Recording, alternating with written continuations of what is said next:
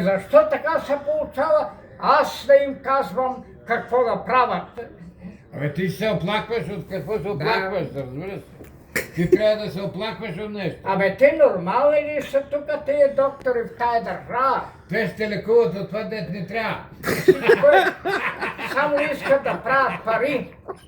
Нали? Нали? Да, правят пари всичкото, проверяват всичко тук, така е. Кой ти е primary physician? Да. Трябва да ходиш при него. Господи Боже! И да комплемеш при него. Аз не мога да питам. Имам проблем с простатата, а те ми изпращат писмо да се проверя, да отида на проверка за левкемия и за рак. Те нормални ли са? Те ще ме изкарат, че аз вече умирам. Господи Боже, пази Боже, сляпо да прогледам. Че тъй е.